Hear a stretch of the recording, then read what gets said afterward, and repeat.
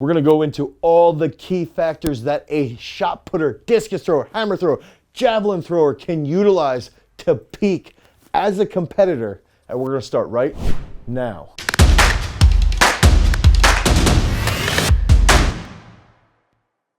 What's up, everybody? It's Dane Miller from throwsuniversity.com, and if this is your first time to the channel and you're interested in becoming a better thrower, you want to become more explosive, you want to be a better athlete, make sure that you like, you subscribe, and you ring that notification bell so we can help you hit some PRs. When I was in college, I was really good at one particular skill. I was amazing at going through the whole year, setting everything up, doing all the work, getting super strong, taking all the throws, doing all the drills, doing all the visualization, focusing on competing, and then I was really good at ruining a peak. And what I would do is I would sit there, and throughout the year, I didn't think it was a big deal. I could drink on a Thursday night, I could drink on a Friday night, I could drink on a Saturday night, I could get drunk, I could do dumb stuff, and it wouldn't impact my training. And then as we continued to get closer and closer to that competitive season, I got even better at drinking. I got even better at sitting there saying, hey, I got through finals week, I got a 3.4 GPA,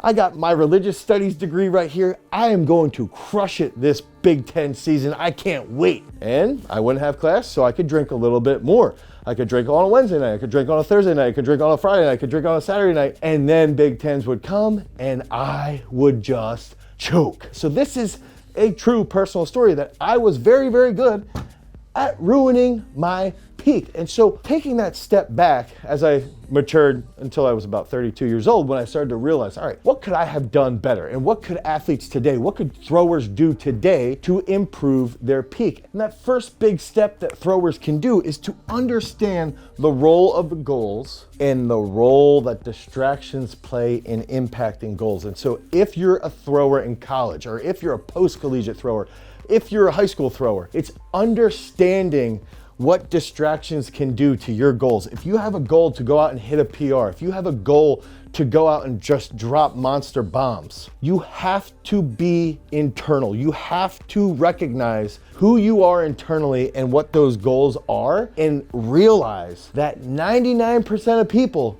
don't care about your goals because they're yours. So what are they gonna do? They're gonna cause distractions. You're gonna have a significant other that's gonna complain about other things. You're gonna have a friend who's gonna wanna tell you the night before a big competition their whole entire life has been horrible and all these different things.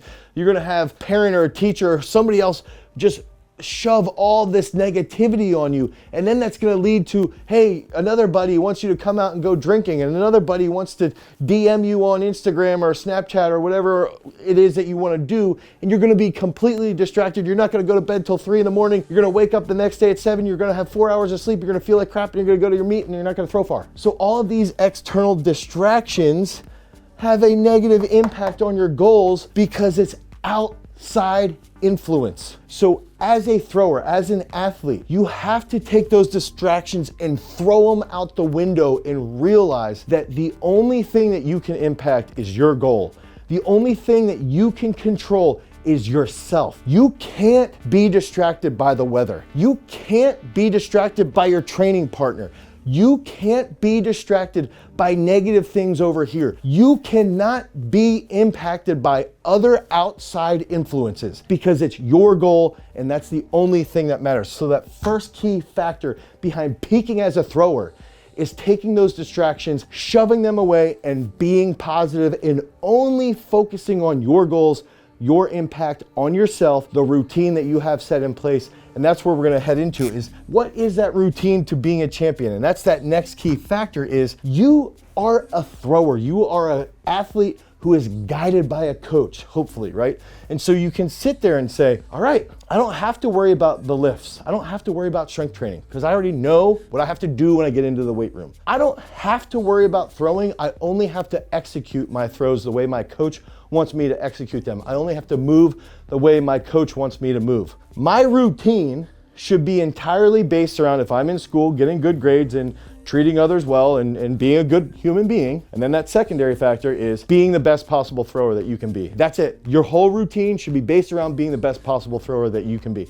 So that means waking up and not sleeping for 12 hours and also not sleeping for 6 to 7 hours, but getting 7, 8, 9 hours of sleep, waking up, having a routine. I want to watch some throws footage. I want to watch some throwing film. I want to watch some film of myself. I want to watch a Throws University technical analysis. It's available down in the link down below. If you head over to throwsuniversity.com, you can pick one up today. And now you can sit there and have a better understanding of technique, and you're more engaged with the sport. You're more about the sport. You're more wanting to be a student of the sport. And then you start to think about, what's my routine around recovery? And that's going to lead us into this, is that this sort of goes hand in hand, okay? We can start to sit there and think, how does my routine impact my recovery? I want to make sure that I'm getting 1 gram of protein per pound of body weight. I want to make sure that I'm fully hydrated. I want to make sure that I'm eating enough carbohydrates so I have really good energy, really good glycogen storage in my muscles so that I can put out a ton of power. All of these things are part of my routine. And then I'm gonna make sure that I'm not going on social media to just consume negativity. If I'm going on social media, I'm watching Joe Kovacs, I'm watching Darrell Hill, I'm watching Ryan Krauser, I'm watching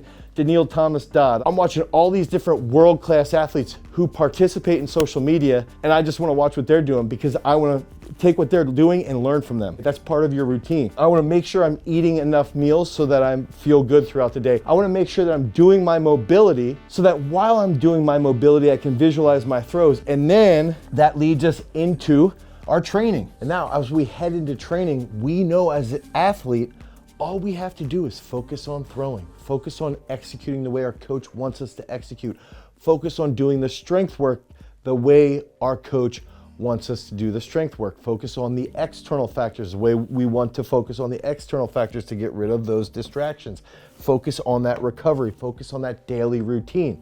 When we're in training, we need to follow the plan the way it's laid out. One of the big problems that I also had was that when we would start to peak, I would always feel really good as an athlete. I'd say, oh, it's not a big deal if I put on an extra 20, 30 pounds, and I might push weights a little bit more just because I felt good. But there was no reason for that in the weight room because the whole goal was to throw as far as possible, not lift better because you were peaking and feeling better in the weight room.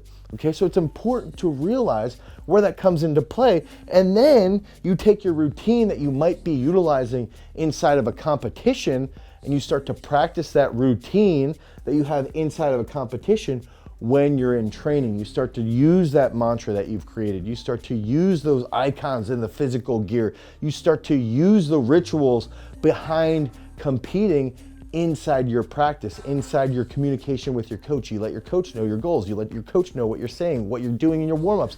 Everything is all planned out. And that's one of the key factors behind peaking properly, is approaching training the right way. And so when we take that step back with all the elite throwers, with all of the even high school throwers that we have, you have to sit there and just say, all you have to do as an athlete is avoid those negative distractions. Lay out your goals, and all of your work should be based around positively influencing your goals. Establish that daily routine. In the morning, I do this. I write my goals down. I go to school, I go to work, I do this. I'm avoiding people that might be too negative. I'm sitting there and saying, all right, this is what I'm gonna eat. This is what I'm gonna plan for my nutritional intake. This is what I'm gonna take my nap. This is what I'm gonna have my headspace work so I can meditate. This is what I'm gonna do my mobility so I start to visualize my training. This is what I'm gonna do before practice. This is gonna be my entire ritual before training session so that it's the same as when I'm getting into that competition. And then after I train, this is gonna be my recovery. When I'm recovering, I'm gonna focus on X, Y, and Z, and that contributes to that routine, and that contributes to a greater level of adaptation, okay? And that's one of those key factors, that when you're starting to peak, it's okay that for the first 4 to 10 days, you might feel sluggish, you might feel crappy, but your body's recovering really, really well. So after that compensation period, you're gonna start to feel like an animal, and that's when you're gonna start to feel like you could rip the steering column right out of your vehicle, right? You're gonna start to feel really, really good. But that's also where you have to sit there and say, when I'm starting to feel really aggressive, when I'm starting to feel really explosive, how can I control my head? How can I start to meditate more and engage in headspace and engage in furthering my own thought and being more prepared and more cognizant of the entire system that goes into dropping those bombs. So make sure that you take care of all of these factors, and that is gonna help you peak as a thrower. So if you need help with your throwing, you need help with a peak program, click on the link down below, head over to throwsuniversity.com. You can pick up a peak program that will lay out to help you drop some monster bombs. If you want more videos around competing as a thrower, click on this card right here. Until next time, guys, peace.